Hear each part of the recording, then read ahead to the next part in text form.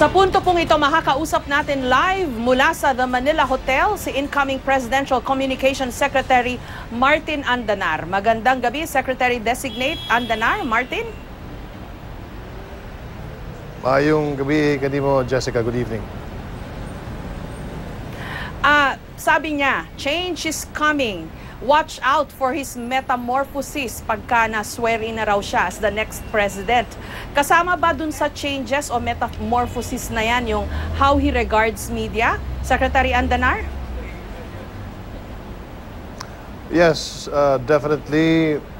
Ngayong June 30, pag nag-assume na po ang ating incoming President Roy Duterte, magbabago po lahat ang pagpapatakbo po ng ating mga departamento at lalo na yung daloy po na impormasyon mula sa government media at sa iba't ibang mga departamento po ay sisiguraduhin po natin na makakarating po ito sa publiko at sa tanggapan ng mga broadcast companies seamlessly na wala pong tinatawag na mga pagpipigil na impormasyon sa pagdaan po dito po sa pagdaloy po ng impormasyon sa ating media pipelines. At isa nga sa mga ginagawa natin, Jessica, ay kinakausap natin ang lahat ng mga miyembro po ng incoming cabinet na kailangan po to make themselves available to the media in the absence of the press conferences po na hinihintay po nato na yung press conferences with the President-elect. So, lahat po ng miyembro ng gabinete, all of us are the alter egos of the President. We will make sure that we will make ourselves available to the media, especially here in Metro Manila. Okay, so that means na wala pa rin siyang balak na tapusin yung kanyang self-imposed boycott ng media. Tama ba, Secretary Andanar? Lagi na lang yung mga secretaries of the various departments ang magsasalita imbes na siya? Wala pa pong direktiba ang ating incoming President Roy Duterte na siya po yung magsasalita sa national media or sa international media. Pero ang titiyakin ko po ay lahat po ng miyembro ng gabinete ay open po para makapag-usap, para makapanayam ng ating mga media. And also, we will make sure that all of the government-owned broadcasting companies will also release the information timely. At yung opisina po natin, yung PCOO, ay maging transparent po tayo, bukas po ang ating tanggapan. Pero I believe, Jessica, that sooner than we think, no, ay maayos din naman ang relationship ng ating Pangulo at ng media. Okay. Ang sabi niya, prior to itong magiging inauguration niya sa Thursday, he was enjoying his last days of being rude. Yun ba, magbabago rin? Kasama ba yun sa metamorphosis, Secretary Andanar, yung kanyang colorful language? Nandun po ako nung June 2, nung nagalit po ang ating President-elect sa Davao sa isang press conference. At nandun din po ako nung naitanong po sa kanya na isang GMA reporter kung ano po ang magiging asal po ni incoming President Roy Duterte once na naging Pangulo siya. At nabanggit nga niya, it's a metamorphosis. It's like a caterpillar turning into a butterfly. And he will act accordingly as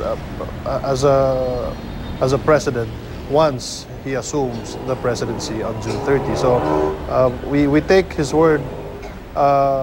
We take his word seriously, and we know the President-elect.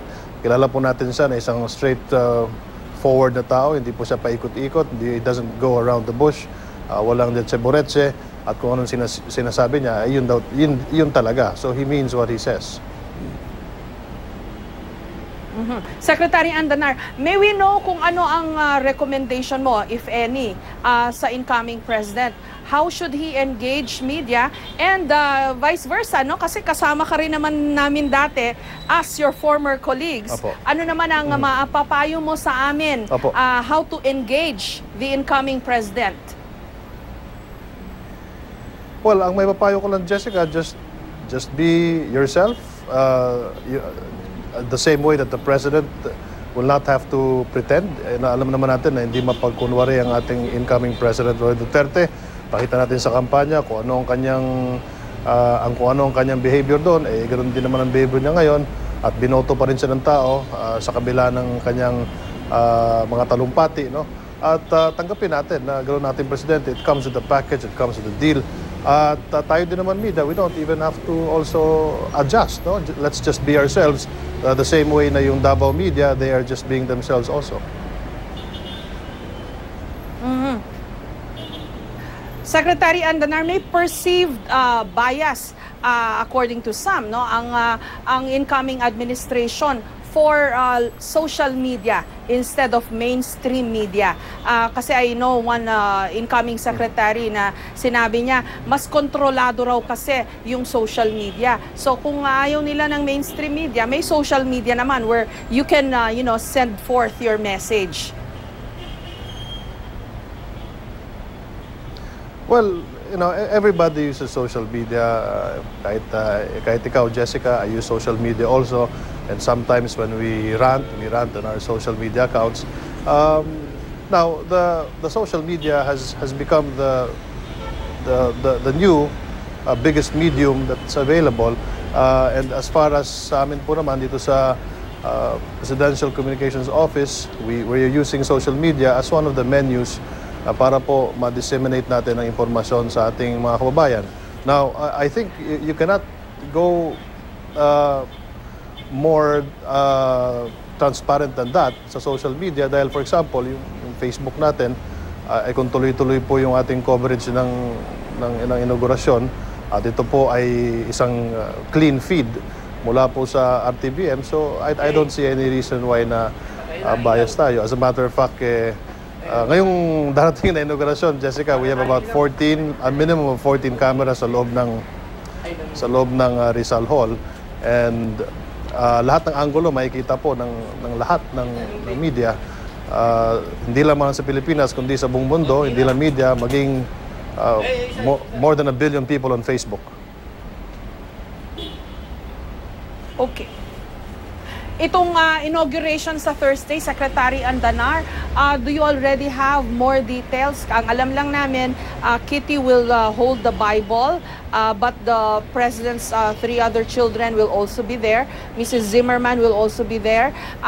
Si Mrs. Zimmerman, I know, requested for a special seating arrangement para daw hindi naman maging awkward if Hanilet Avancenia will also attend. May iba pa ba kayong detalye about the inauguration on Thursday? Yeah. I was watching the news earlier, yung reporter po, yung report po ninyo, Ma'am Jessica, no, at nakita ko na talagang detalyado all the way to the inauguration, yung panunumpa ng Pangulo, and I think you reported it all, at sa palagay ko you did not leave any stones unturned, no. Ang pagkakaalam ko lang kasi, Jessica, ay magiging mabilis lang itong inaugurasyon dahil nga pagkatapos po ng diplomatic reception ay magpapatawag na kaagad ng cabinet meeting ang incoming president, and we all buckle down to work already, Jessica. Yung bang kanyang speech ay 5 minutes lang talaga. I know meron siya yatang room to ad-lib, no? Yun na lang ba talaga yon, Secretary Andanar? Yeah, siguro, Jessica, we just leave it up to tradition that antayin na lang natin na i-deliver po ng ating Pangulo ang kanyang talumpati para meron po tayong aabangan at meron po tayong talagang, kasi that's the after the oath taking, yun ang main course natin, yung speech. But was what I have said time and again, this is going to be a very, very inspiring speech, and this will move the nation, and this will excite us to work hard, not only as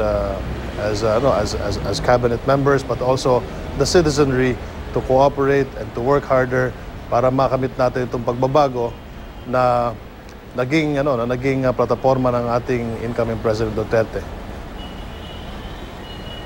Anong balita? Meron na ba silang scheduled meeting man lang? Kasi hindi naman yata imbitado si Vice President Robredo sa inauguration ni President Duterte. So, meeting man lang ba between the two? May nakaschedule na ba? I know one of the dailies today said, or quoted Robredo as having said na hard to get si President Duterte kasi niwala pa silang naka-schedule na anything between them. Secretary Andanar. Wala pa akong alam dun sa meeting ni incoming Vice President Robredo at incoming President Rodi Duterte. Pero I'm sure that meeting will happen. Kung meron man, we have 6 years to go.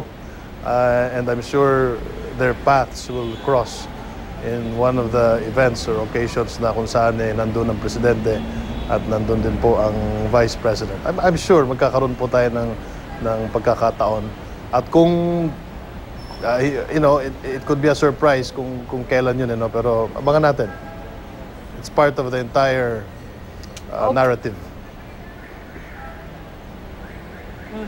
And we will wait for the unfolding of that narrative. Maraming salamat, Secretary Martin Andanar, incoming Presidential Communications Secretary.